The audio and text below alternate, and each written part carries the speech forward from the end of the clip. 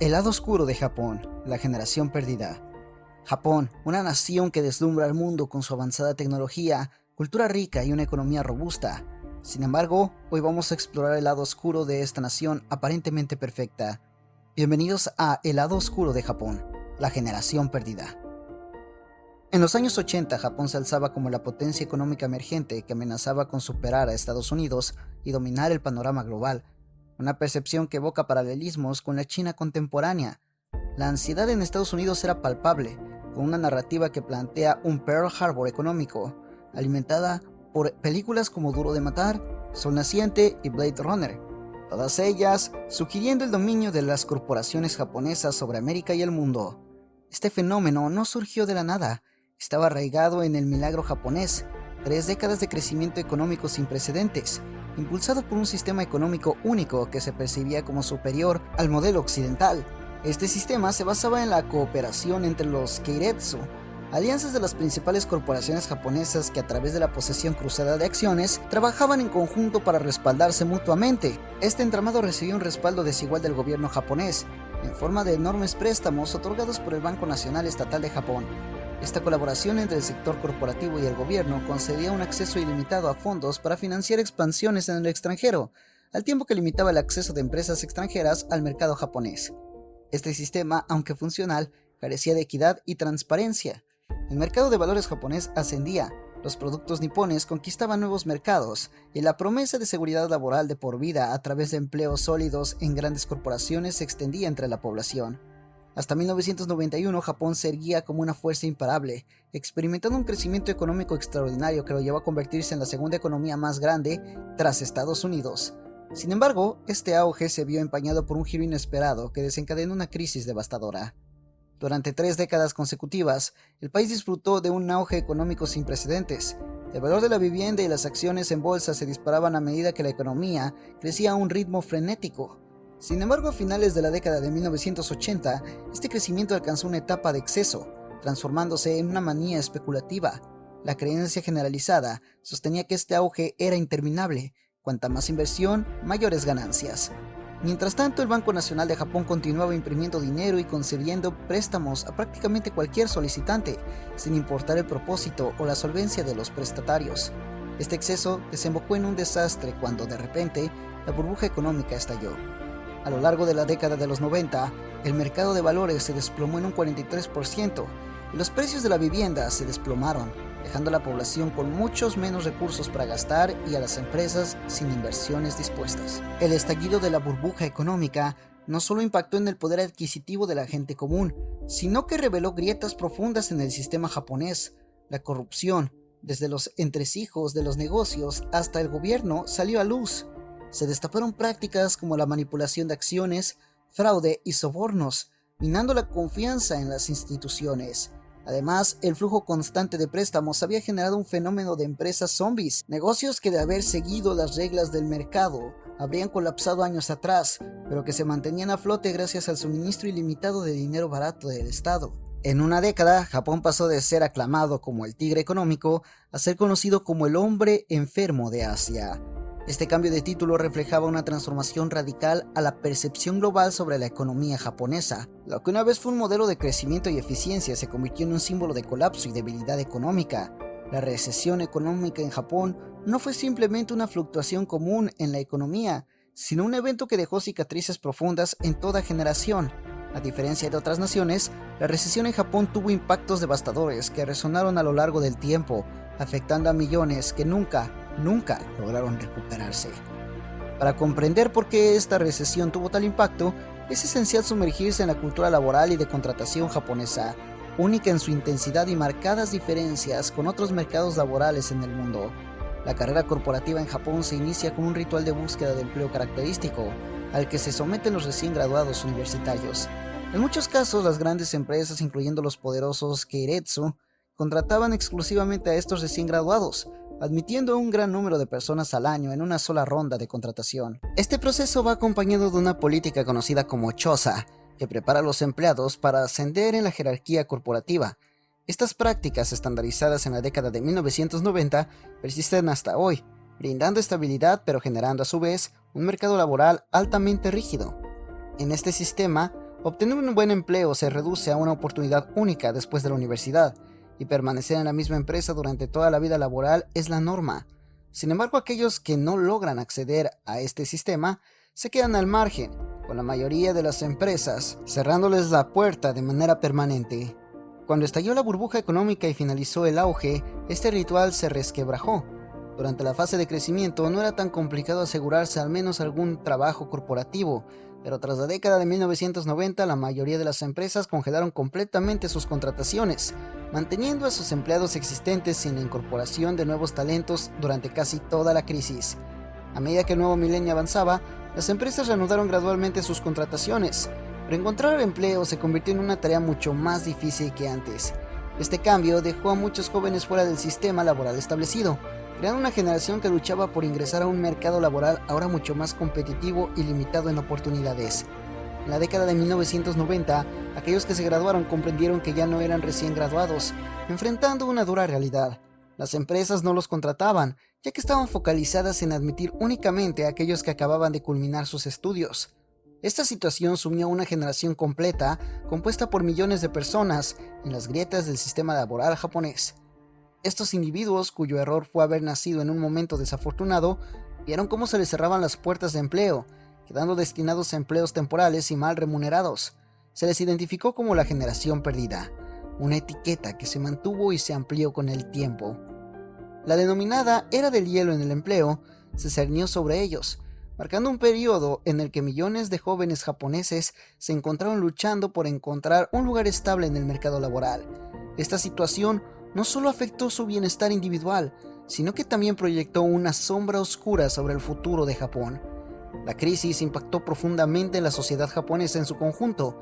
Aquellos que forman parte de esta generación perdida, ahora en el rango de edad de 30 a 40 años, están ausentes del mercado laboral, viviendo en muchos casos con sus padres y dependiendo financieramente de ellos. La falta de estabilidad económica les ha impedido formar sus propias familias y establecer carreras profesionales. Este segmento de la población, constituyendo aproximadamente el 15% de la sociedad japonesa, representa un grupo vital para cualquier economía. Son los responsables de impulsar el consumo en familias, de mantener el mercado de viviendas y automóviles en movimiento, actuando como el motor económico de cualquier nación.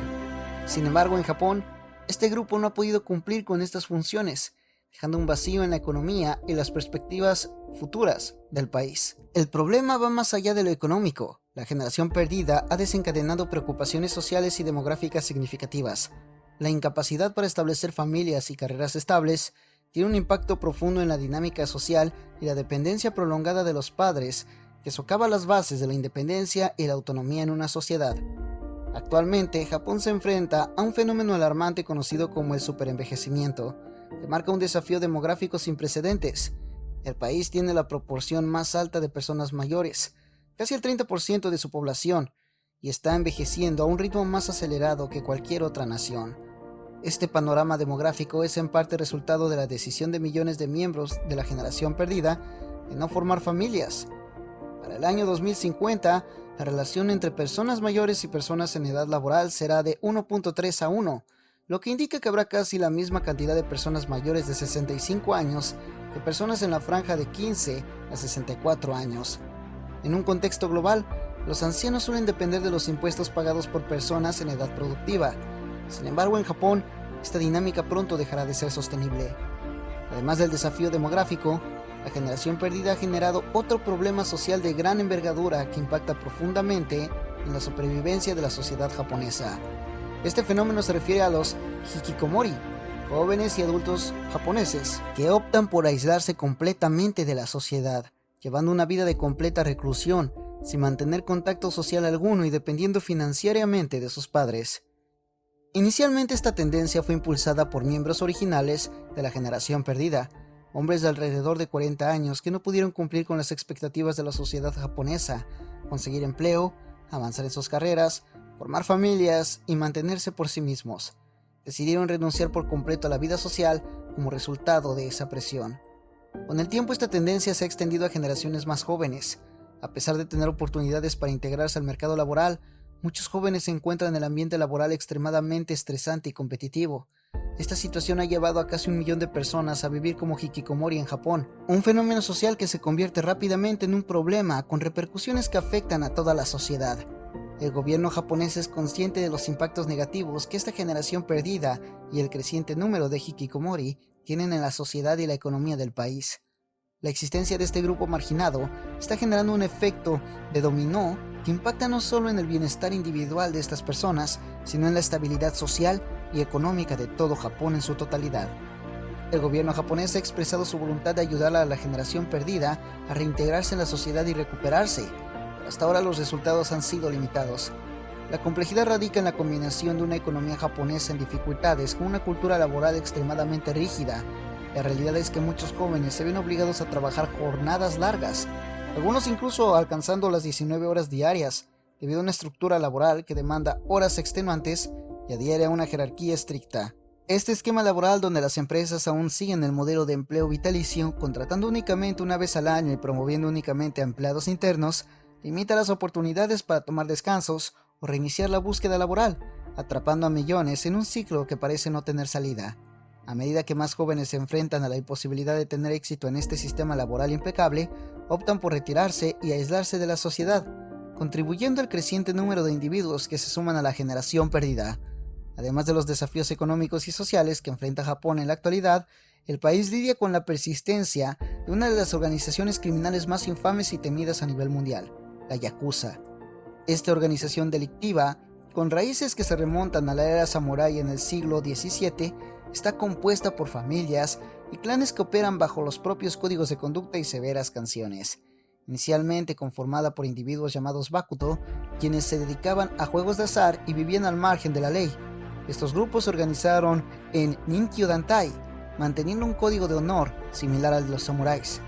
Con el tiempo, estos grupos adoptaron el nombre de Yakuza y expandieron su influencia mediante actividades como extorsión, tráfico de drogas, juegos de azar ilegales e incluso asesinatos.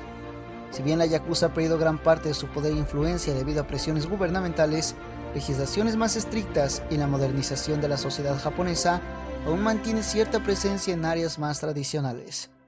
La organización ha evolucionado para adaptarse a los tiempos modernos, involucrándose en actividades legales como el comercio inmobiliario, entretenimiento y juegos legales. A pesar de los cambios, su código de honor sigue siendo un pilar fundamental de su identidad, manteniendo la lealtad a la familia y al clan como una característica distintiva. En Japón, la presencia de organizaciones criminales no siempre se manifiesta de forma evidente. Aunque se ha hablado mucho sobre su actividad en la actualidad, suelen operar de manera más sutil, incursionando en sectores como el inmobiliario, los negocios y los clubes nocturnos. Este cambio en sus modus operandi ha llevado a una especie de convivencia incómoda, donde evitan problemas con la policía y ciudadanos comunes. Sus servicios encubiertos, particularmente en los clubes nocturnos, se entrelazan con actividades de prostitución, un problema significativo en Japón que mueve grandes cantidades de dinero en este lado oscuro. Detrás de este mercado negro japonés se encuentran las principales víctimas, muchas veces jóvenes que trabajan en las calles, atrayendo clientes hacia diversos establecimientos como cafeterías, restaurantes y otros lugares. Esta estrategia, legal en su esencia, se torna turbia cuando ciertos establecimientos disfrazan sus servicios, ofreciendo actividades ilegales como la venta de servicios sexuales. Las víctimas más comunes de estos engaños suelen ser extranjeros, identificados como gaijins. Las estafas van desde la petición de donaciones falsas hasta el aprovechamiento por parte de mujeres japonesas adineradas, quienes seducen a extranjeros para obtener dinero, regalos costosos y luego desaparecer. También se incluyen lugares que ofrecen bebidas a precios bajos, pero al momento de cobrar la cuenta presentan cantidades exorbitantes, incluso llegando a situaciones de agresión si no se aceptan los precios absurdos. Estos engaños representan solo una parte de los problemas reportados por extranjeros en Japón. La relación indirecta con la organización criminal se evidencia especialmente en la industria de la prostitución, donde el famoso distrito de la Luz Roja ofrece servicios disfrazados como salones de masajes y restaurantes. Muchas de las mujeres involucradas en esta actividad provienen de países más pobres del sudeste asiático, reclutadas bajo engaños y promesas de mejores condiciones laborales. Es importante mencionar que esta organización criminal no es la única responsable de la venta de servicios ilegales relacionados con la prostitución. Los casos pueden variar desde mujeres traídas de países empobrecidos hasta estudiantes que recurren a estas actividades para financiar sus estudios. Estos problemas subrayan que Japón, al igual que muchos otros países, no es perfecto. Aunque los titulares a menudo proyectan una imagen impecable, la realidad es que enfrenta una serie de desafíos, incluyendo estas actividades ilegales y estafas que afectan tanto a los locales como a extranjeros. La complejidad de estos problemas resalta la necesidad de abordarlos desde diversas perspectivas para encontrar soluciones efectivas. Gracias por acompañarnos en este video. Si les gustó, déjenos sus opiniones en los comentarios y no olviden de suscribirse a nuestro canal. Para ti es gratis y a nosotros nos ayudas un montón. ¡Hasta la próxima!